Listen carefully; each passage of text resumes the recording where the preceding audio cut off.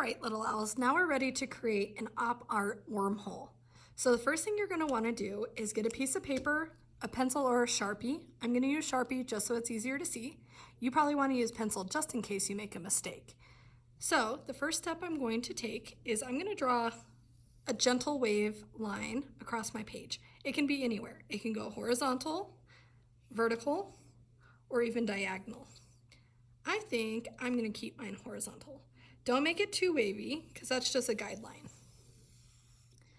Then what you're going to want to do is you are going to want to put 7 or 8 dots on that line.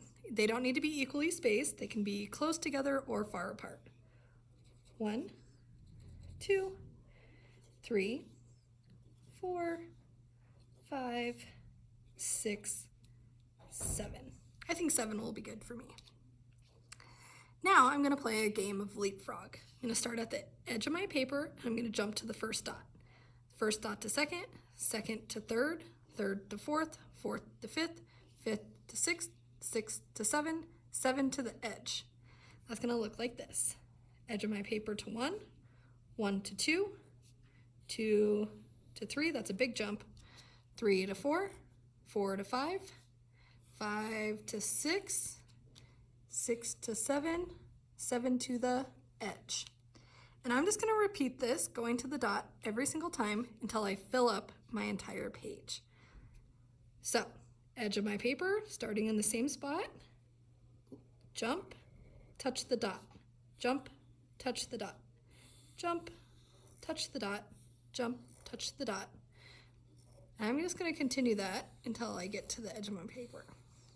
Sometimes you might not want to go all the way to that dot because it starts getting a little crowded. So you can go to where your jump's V.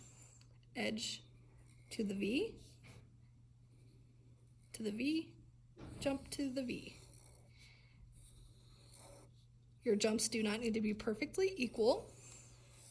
In fact, this looks really fun if some of them do start bumping into each other. It's getting pretty close here, and I'll speed up the video so you can see what happens if you touch those together.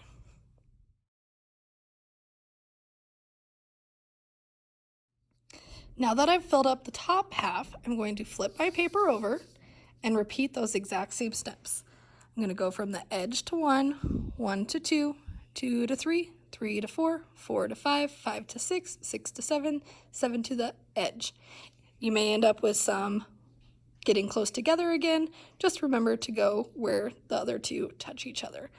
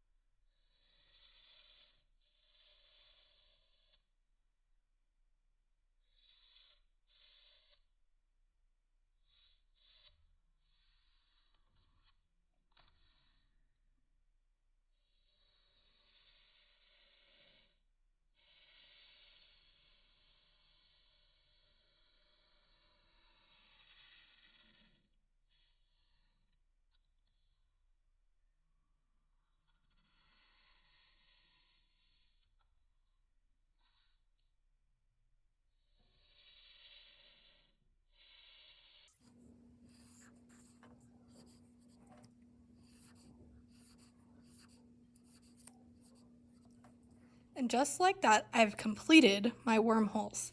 Your next step is going to be to add some color. You can use any supply that you have at home, like markers, crayons, or colored pencils. And what I would do is I would color each one a different pattern. You can use a 2-color pattern, a 3-color pattern, or even a 6-color pattern like a rainbow.